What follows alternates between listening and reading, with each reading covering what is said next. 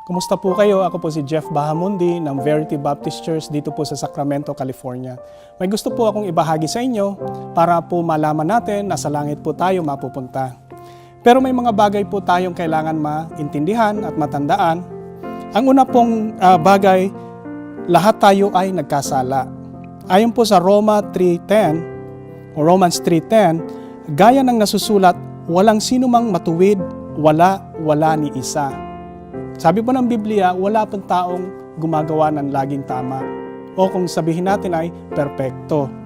Ayon po sa Roma 3:23, sapagkat ang lahat ay nagkasala at hindi nakaabot sa kaluwalhatian ng Diyos. Ang kasalanan po ay ang paglabag ng batas ng Diyos at lahat po tayo ay nagkasala. At dahil dito, hindi po tayo nakaaabot sa kaluwalhatian o sa langit. Ang ikalawang bagay po, ang kasalanan ay may kabayaran. Ayon po sa Roma o Romans 6:23, sapagkat ang kabayaran ng kasalanan ay kamatayan. Ayon po sa pahayag o Revelation 20:14, at ang kamatayan at impyerno ay inihagis sa lawa ng apoy. Ito ang ikalawang kamatayan. Mamamatay po ang physical nating katawan, pero ang ikalawang kamatayan po ay ang espiritual na kamatayan bilang inihagi sa lawa ng apoy o impyerno. At ayon po sa pahayag o Revelation 21:8, datapwat ang mga matatakutin at ang mga di nananampalataya at ang mga kasuklam-suklam at mga mamamatay tao at mga mapakiapid at mga mangkukulam at mga sumasamba sa mga Diyos-Diyosan. Maaring sabihin natin na itong mga ito ay nararapat na mapunta sa impyerno. Pero kailangan po nating malaman ito. At lahat ng mga sinungaling ay matatamo ang kanilang bahagi sa lawa na nagliliyab sa apoy at asupre, na siyang ikalawang kamatayan. Hindi po natin kailangan pumatay para lang po tayo mapunta sa impyerno, kundi ang pagsisinungaling po ay isang daan para tayo ay mapunta sa impyerno. Lahat po tayo ay nakapagsinungaling na. At ayon po dito sa pahayag o Revelation 20:10, ang kaparusahan sa impyerno ay araw at gabi, magpakailanman at kailanman. Ayoko pong mapunta sa impyerno at sigurado po ako ayaw niyong mapunta sa impyerno. At ang Diyos po, ayaw po tayong mapunta sa impyerno. Kaya po, ipinakita ng Diyos ang kanyang pag-ibig. Kayo po ba naniniwala na mahal kayo ng Diyos? Oho, mahal po tayo ng Diyos. Ayon po sa Roma o Romans 5:8, datapwat ipinakikita ng Diyos ang kanyang pag-ibig tungo sa atin. Sa gayon, samantalang tayo ay mga makasalanan pa, si Kristo ay namatay para sa atin. Ang ikatlong bagay po na kailangan nating malaman ay kailangan maniwala na si Kristo ang nagbayad ng ating mga kasalanan. Si Kristo po ay Diyos, dumating po dito sa lupa. Siya po ay ipinanganak ni Birheng Maria at namuhay po siya dito nang walang kasalanan. Gumawa po siya ng mga mirakulo, binuhay niyang patay, pinagaling niya po ang may mga sakit. Subalit, siya po ay pinarusahan ng mga tao. Siya po ay pinahirapan, ipinako siya sa krus. Habang nasa krus po siya, ang ating mga kasalanan at kasalanan ng sanlibutan ay napunta sa Kanya. Siya po ang umako ng lahat ng kasalanan. Siya po ay namatay sa krus, ang katawan niya po ay inilibing sa lupa. Pero po, ang kanyang kaluluwa ay napunta sa impyerno. Ayon po sa ang mga gawa o Acts 2:31, siya na nakakakita nito ng una ay nagsalita tungkol sa pagkabuhay na muli ni Kristo, na ang kanyang kaluluwa ay hindi iniwan sa impyerno, ni ang kanyang laman ay hindi nakakita ng kabulukan. Si Kristo po ang nagbayad ng ating mga kasalanan sa impyerno. Pero pagkalipas po ng 3 araw at 3 gabi, siya po ay nabuhay muli. Kaya po meron tayong pagkabuhay at kung tawagin ay sa Ingles, Easter. May tanong po ako sa inyo. Kung si Kristo po ay namatay para sa ating lahat, sa tingin niyo po ba lahat ng tao ay mapupunta sa langit? ayon po sa Biblia, hindi po lahat ng tao ay mapupunta sa langit. Ano ngayon ang katiyakan para sa isang tao na mapunta sa langit? Ayon po sa ang mga gawa o Acts 16:30, may isa pong gwardiya ang nagtanong kay Pablo. At inilabas sila at sinabing, "Mga Ginoo, ano ba ang dapat kong gawin upang maligtas?" Hindi ba magandang katanungan ito? At sinabi nila, "Sumampalataya sa Panginoong Hesukristo at ikaw ay maliligtas at ang iyong sambahayan." Malinaw po na sinabi ni Pablo at malinaw po sa Biblia na sumampalataya sa Panginoong Hesukristo. Hindi po sinabi ni Pablo na magsimba kayo linggo-linggo at kayo'y maliligtas. Hindi po sinabi na magpabautismo kayo at kayo ay maliligtas. Hindi niya rin po sinabi na magrepent kayo ng mga kasalanan nyo at kayo ay maliligtas. Malinaw po sa Biblia na sumampalataya sa Panginoong Hesukristo at ikaw ay maliligtas. Ayon po sa Juan o John 3:16, sapagkat gayon inibig ng Diyos ang sanlibutan na ipinagkaloob niya ang kanyang bugtong na isinilang na anak, upang ang sinumang sumampalataya sa Kanya ay hindi dapat mapahamak, kundi magkaroon ng walang hanggang buhay. Ang pagpunta po sa langit ay sumampalataya lamang kay Hesukristo. Ayon po sa Juan o John 3:18, siya na sumasampalataya sa Kanya ay hindi hinatulan. Datapwat siya na hindi sumasampalataya ay hinatulan na, dahil hindi siya nanampalataya sa pangalan ng bugtong na isinilang na anak ng Diyos. Si Kristo po ang daan patungo sa langit. Ang pananampalataya po kay Kristo lamang. Ang ikaapat po na bagay na kailangan nating matandaan, ang walang hanggang buhay ay regalo po. Ayon po sa Roma o Romans 6:23, sapagkat ang kabayaran ng kasalanan ay kamatayan. So alam na po natin ito, ano? Ang ikalawang bahagi po, datapwat ang kaloob ng Diyos ay walang hanggang buhay sa pamamagitan ni Hesukristo na ating Panginoon. Ang kaloob po ng Diyos o ang regalo ng Diyos ay walang hanggang buhay. At ang sabi pa dito na sa pamamagitan ni Hesukristo lamang natin makakamtan ang walang hanggang buhay.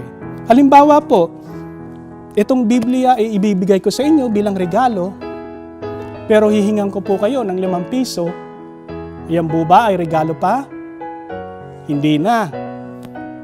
O kaya, ibibigay ko po itong Biblia bilang regalo, pero lilinisin niyo po yung bahay namin. Yan po ba ay regalo? Hindi na, dahil pinagtatrabahuan nyo. Ang regalo po ay tinatanggap ng walang kabayaran. Ayon po sa mga taga-Efeso o Ephesians 2:8 and 9, sapagkat sa biyaya ay naligtas kayo sa pamamagitan ng pananampalataya at iyon ay hindi sa inyong mga sarili. Ito ay kaloob ng Diyos. Hindi sa mga gawa na baka ang sinuman ay magmayabang. Malinaw po na hindi po sa mga gawa. Ito po ay biyaya. Ang kaligtasan po ay biyaya. Halimbawa po, kung sasabihin ko po, ako ay pupunta sa langit dahil nagsisimba ako linggo-linggo, yan po ay pagyayabang. O kaya sasabihin ko, pupunta ako sa langit dahil miyembro ako ng iglesia, yan po ay pagmamayabang. So malinaw po na ang kaligtasan ay regalo, hindi po sa mga gawa natin. At ayon pa ho sa Roma o Romans 4:14, sapagkat kung sila na mula sa batas ay maging mga tagapagmana, ang pananampalataya ay naging walang kabuluhan at ang pangako ay naging walang bisa. Kailangan po na hindi po natin dinadagdagan ang pananampalataya. Hindi po natin sinasamahan ng kung anumang mga bagay o gawain. Ang pananampalataya lang po ay dapat kay Hesukristo. Ang panglima po na kailangan nating maintindihan, ang kaligtasan ay walang hanggang buhay. Hindi po ito mapuputol. Ang ibig sabihin po nito kung sa Ingles, eternal o everlasting. Hindi po napuputol ang everlasting. Ito po ay tuloy-tuloy. May halimbawa po ako sa inyo. Sabi po sa Biblia, manampalataya po lamang kay Hesukristo. So kunyari po ngayon ay nanampalataya ako kay Hesukristo at dahil dito bibigyan niya ako ng walang hanggang buhay. Everlasting life. Subalit, makalipas ng 1 taon, ako ay pumatay ng tao. Sa tingin niyo po ba, pupunta pa rin po ako sa langit? Opo. Kasi po, ang regalo ng Diyos ay everlasting life o walang hanggang buhay. Hindi po ito napuputol. Pero hindi po tayo binibigyan ng karapatan na gawin na lamang kung ano ang gusto natin. Dahil parurusahan po tayo ng Diyos dito sa lupa kung gagawa tayo ng mga kasalanan. Kung ako ay nakapatay, sisiguraduhin po ng Diyos na ako ay makukulong. Pero, ang regalo niya po na walang hanggang buhay ay tuloy-tuloy po. Pag namatay po ako, sa langit pa rin po ako mapupunta. Ayon po sa Tito o Titus 1:2, sa pag-asa ng buhay na walang hanggang, na ang Diyos na hindi maaaring magsinungaling, ang nangako bago pa ang daigdig ay nagsimula. So, sabi po dito, ang pangako niya ay buhay na walang hanggan, hindi po ito mapuputol. Tuloy-tuloy po ito. Dahil ang Diyos po ay hindi nagsisinungaling.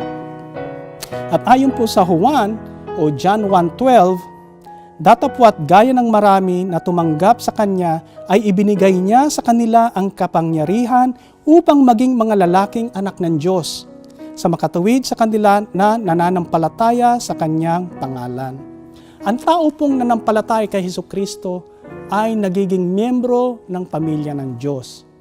At bilang pamilya o anak ng Diyos, hindi niya po na tayo itatakwil, pero parurusahan po niya tayo kapag tayo ay nagkasala dito sa lupa. Pero pag miyembro na po tayo ng pamilya niya, hindi niya na po tayo itatakwil. Ganyan po ang pamilya ng Diyos. Ganyan po ang regalo na buhay na walang hanggan. Ang panghuli po na ibabahagi ko sa inyo ay ang Roma o Romans 10:13.